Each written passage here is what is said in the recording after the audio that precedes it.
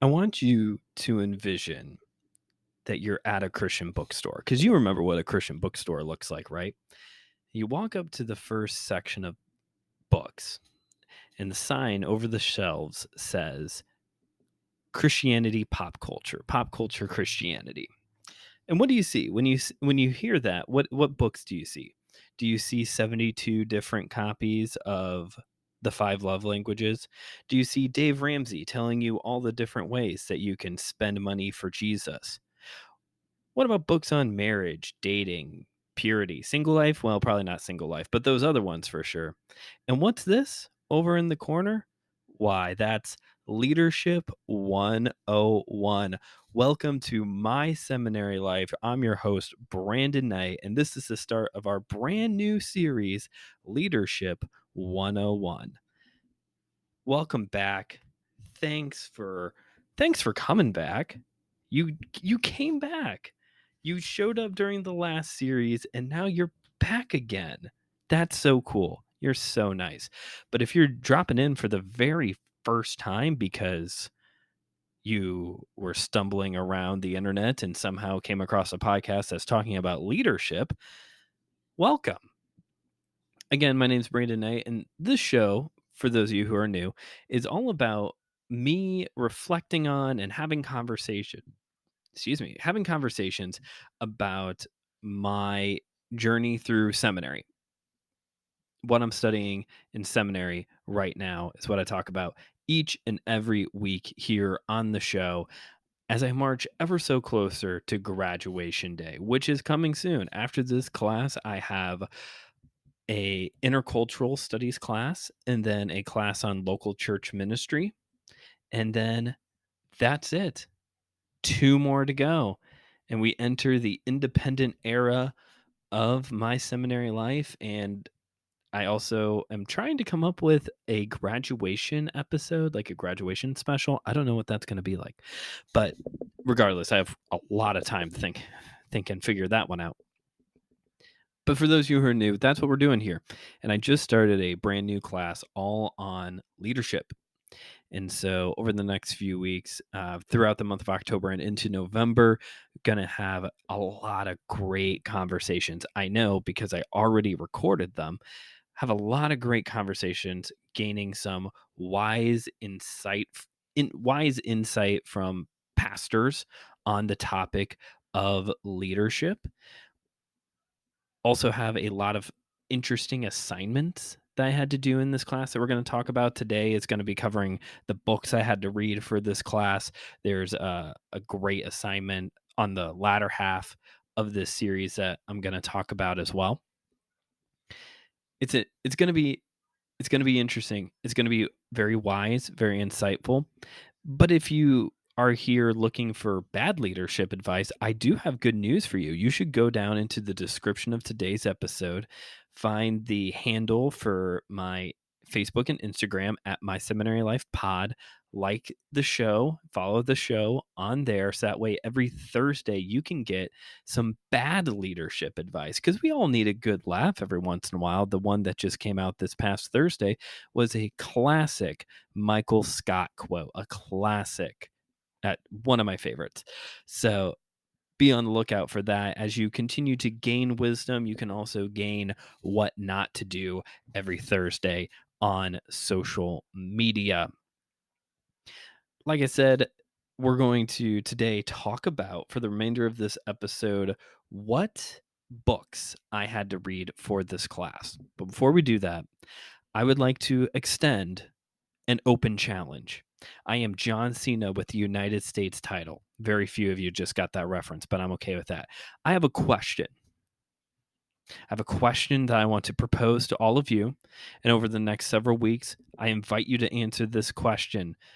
Slide into my DMs on Facebook and Instagram.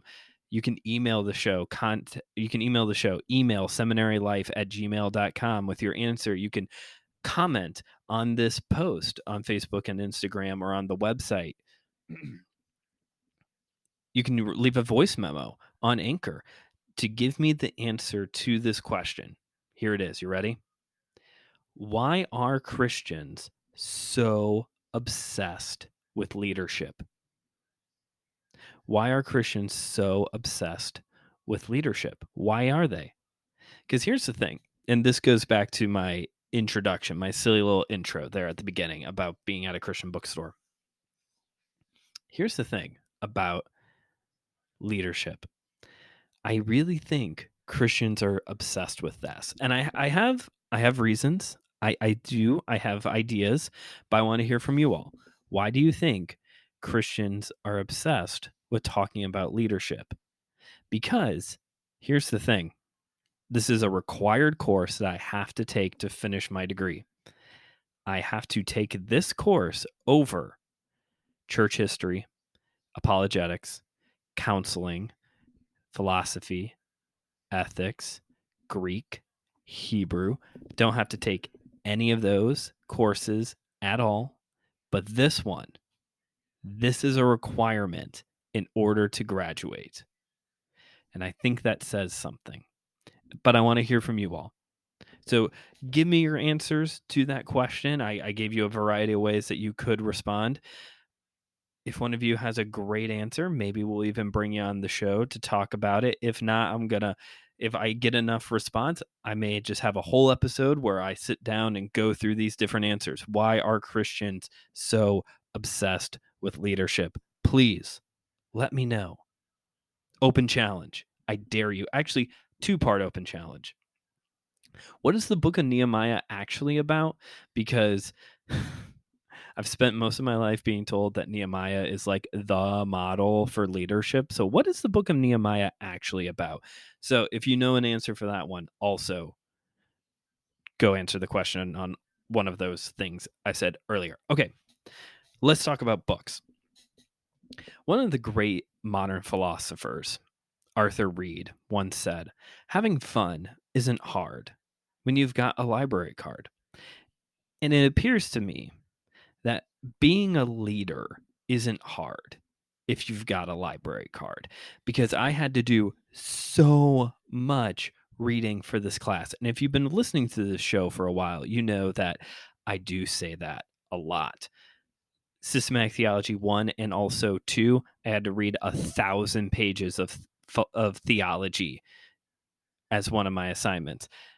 Discipleship Methods had 4 books for that class, and I think an article a week to read for that class as well.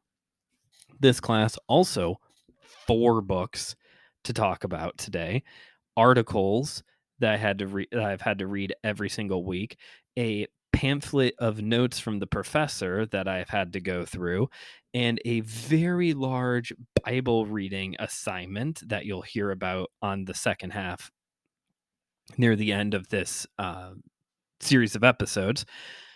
So much reading. Being a leader isn't hard if you got a library card, kids. That's the big takeaway. That is it. That is the whole message today. Just read a book, apparently. Like I said, I had 4 books I had to read for this class. And I'm going to go through each one, tell you the pros and cons of each one, and also tell you which one I definitely think you should consider reading and the one you can absolutely skip. So, we're going to start this off with Leadership That Works by Leith Anderson. Pro. This is a paraphrase of a quote from the book. Being a leader does not make you a hero, and being a leader doesn't mix well with being a celebrity. So, being a leader doesn't make you a hero. On the surface, that seems like a really obvious statement because there's plenty of leaders who were not heroes. The bulk of people would agree that Hitler was a leader, but definitely not a hero, obviously. Not obviously, but sadly, there are people who would say otherwise. But the majority of people, Hitler is not a hero. But what Anderson's really getting at with this quote is that there are plenty of leaders in churches all throughout this country and all throughout the world who are not heroes. Maybe a few people in their congregation look up to them, but being a leader does not automatically guarantee and make you a hero. In a lot of cases, you're just doing your job. You're just the guy in charge, the guy or gal in charge. So keep that in mind. Being a leader, doesn't make you a hero. And also, being a celebrity and being a leader doesn't mix well together. And I think we sadly have seen the fallout of that a lot lately. I was reading and studying these ideas right around the same time that the news about Matt Chandler broke. Like, we are seeing this constantly, that celebrity status, while being a leader, even more stakes get added into the mix, and it never ends well. Never ends well for the leader, the group they're leading, the family. It's just always a bad ending. This book on Google Books, that's where I get my digital books, had a 1 review, 2 stars, complaining that this was just yet another administrative type of book. I think it's fine. I think the book is fine. There are a couple things that I did not enjoy about this book, but this book is good if you need a resource on that encourages you to think broadly and critically about your church ministry. This one is definitely a church ministry leadership book. I would say the other ones are a little broader, especially the next two are definitely broader in focus more than just ministry or church leadership. But if you're in a church leadership position, I think, especially a pastor, I think you could benefit from this book because it does encourage you to think of things from angles. Con, though, of this book: churches need to offer more options because we live in a world of options, and people like having options. The 4 gospels are written to different audiences and tailored to them, which is how he defends having a classic and contemporary service. Obviously, I'm just reading my notes to you. So let's run that back. Anderson, in this, I think it was a whole chapter, was talking about how churches need to offer as many options as possible to their congregation. Psychology, and also the guy with 7 years of retail experience, will tell you otherwise, that people actually need less options, especially when those options are just slightly different variants of the exact same thing. Case in point, shopping for peanut butter, retail experience. So I definitely disagree with him on this idea of churches need more options, especially when it's options to have options. If you're trying to offer a ministry that you think will meet needs in the congregation or in the community, or maybe you just want to try something every once in a while, fine. But to have options for the sake of options just seems unnecessary, and also increases indecision and anxiety in people. So let's not just have options for the sake of options. That second part is, and this is a section, this part of the book is dated. His church up in Minnesota, I think it was Minnesota, maybe Wisconsin, one of those two. Um, his church was one of the churches that has, if you remember, this was a popular mood in or popular move back in the early 2000s, to have a traditional service and a contemporary service. Traditional, just hymns, classical style music, contemporary, modern worship songs, modern instruments. And he uses the example of the 4 gospels as support for why that is a biblical thing we can do, because the 4 gospels basically say the same information, especially the synoptic ones, but are tailored to different audiences. I'm not saying it's a good argument, because as church history has played out over the past 20, 30 years since this was a thing that was going on, there are churches, I believe, that still have this setup. But for the most part, people have just integrated the worship styles together into one service. So I'm not saying it's a foolproof argument, but it's an argument I haven't heard before, and it makes me think a little bit. The other con from this book: competition happens not just between a church and the world, but between other churches, which is fine. He says, I say, it's not fine. As soon as you start talking about competition between churches to bring people in, you lost me. This is like the one chapter in this book that I was not happy with. Should you offer ministries to your community that meets a need? Yes. It should meet the need of your congregation, meet the need of the community. Fine. We are not at competition with each other. You lost me there. You know what else lost me? Book number 2, Courageous Leadership by Bill Hybels. Now, do understand this isn't some type of let's cancel Bill Hybels type of message right now. I just didn't like the book. I just didn't. Not only did I not like the book, I have learned that I don't like Bill Hybels' writing style. Not only did I didn't like the book, we one of these articles that we had to read was also on like the issues that megachurch pastors have, like their character flaws. And I guess it just doesn't make sense to me why I am studying a model that failed. The seeker sensitive megachurch experiment didn't work. It was a bad idea. It it kept us all really interested in the early 2000s between that and the emergent church, but the seeker sensitive megachurch, it time and time again, it just fails. It crumbles. It didn't work. So why am I reading a book that is basically encouraging this not it's not encouraging this model. It is encouraging the mindset behind the model. And I'm like, why do I care about your why do I care? Why do I care? Anyway, hopefully I don't think I have to write a paper on this. So there was one pro, and this is a quote from the book. How does a leader communicate vision? Embodying it, personifying it, and living it out. I did like that.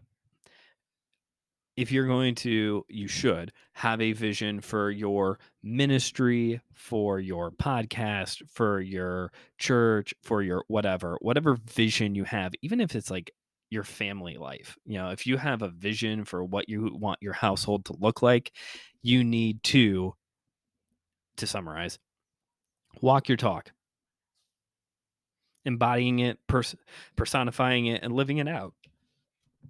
You should take every opportunity you can to communicate your vision, either through yourself or through various communication ways like sermons, conversations, things like that, which I would add that puts pressure on trying to craft visions that are biblical, so that way you can promote something in a sermon that is actually biblically rooted and not just like, let's plant more churches. You get the idea. So if you have a vision, you need to be embodying it and living it out and communicating it. Being a leader, you're not a hero, and it doesn't mix well with being a celebrity. And if you have a vision, you should live it out. Other than the fact that I did not like the book at all, a lot of that comes down to this: vision is the most important tool of a leader. The hope of the world is the church, and its future rests primarily in the hands of its leaders. Vision is the most important tool of a leader. The hope of the world is the church. Pop quiz.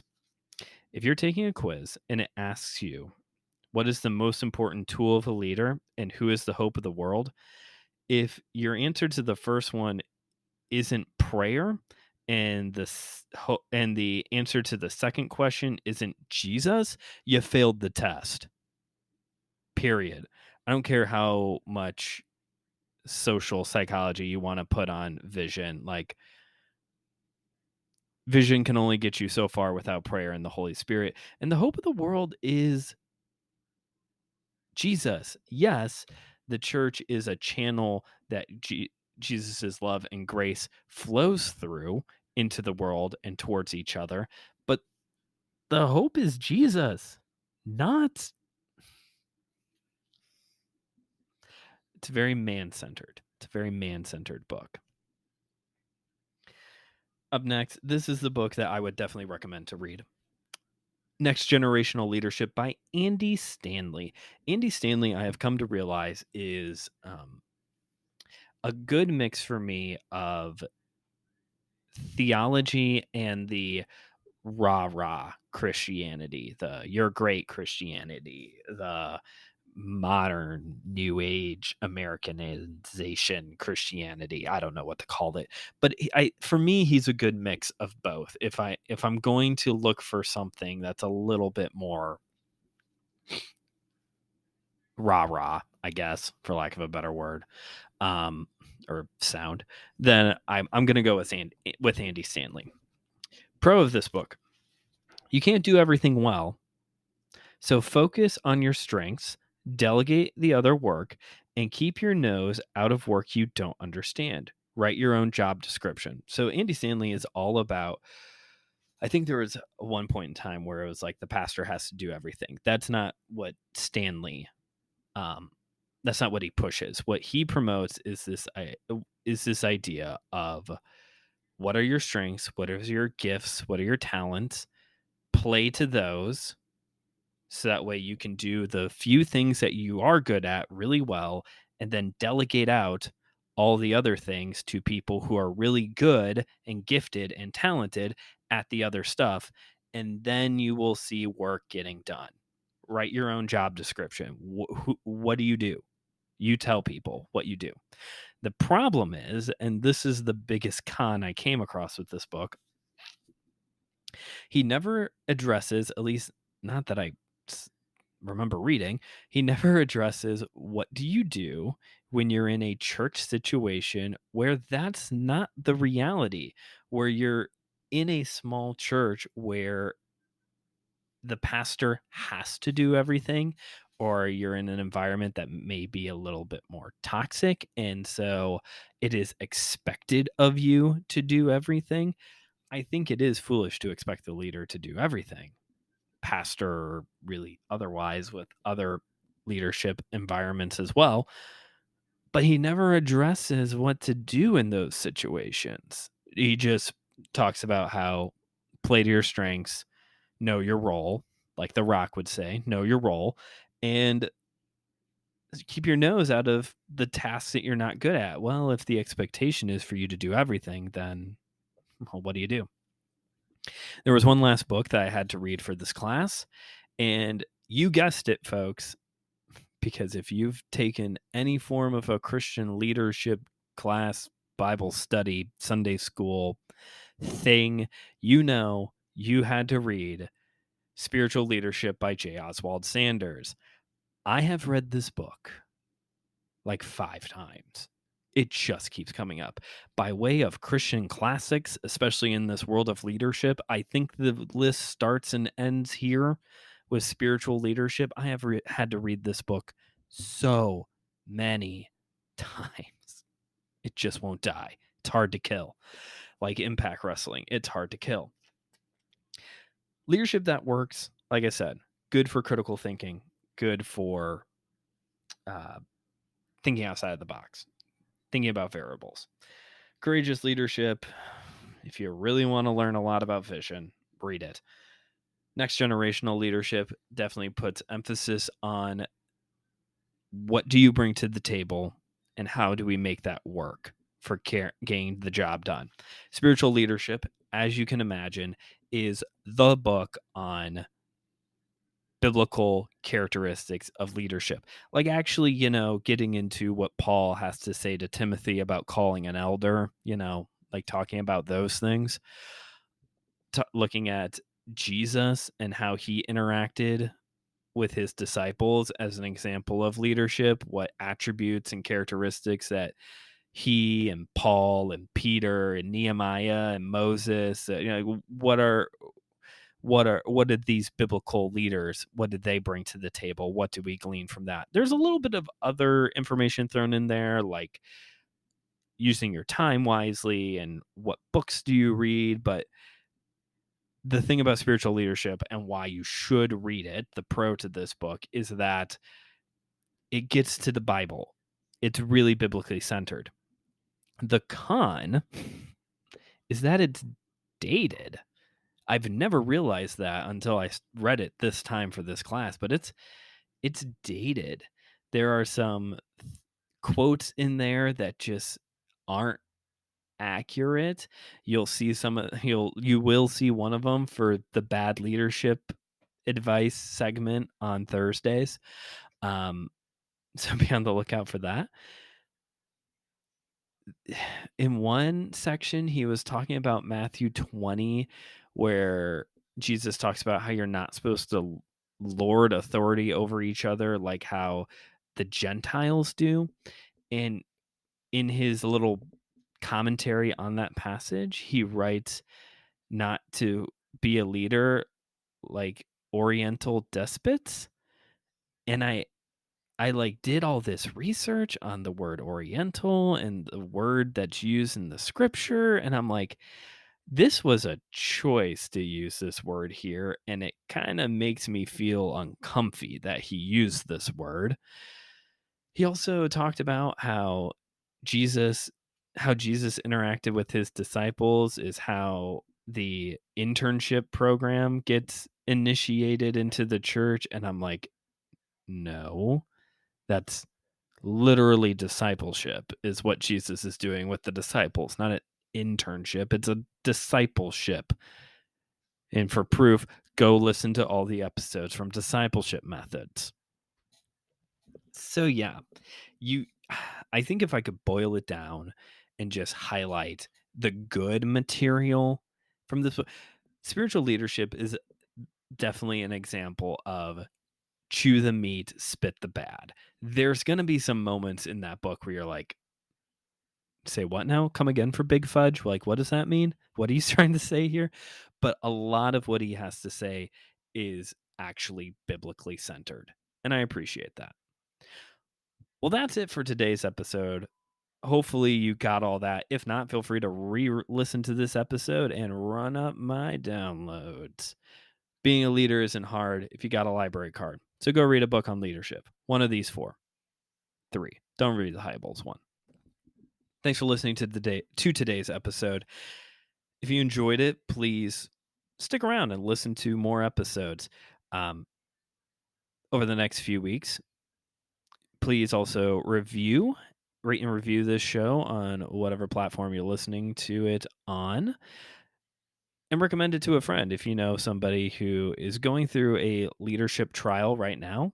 This episode and the following might be an encouragement to them.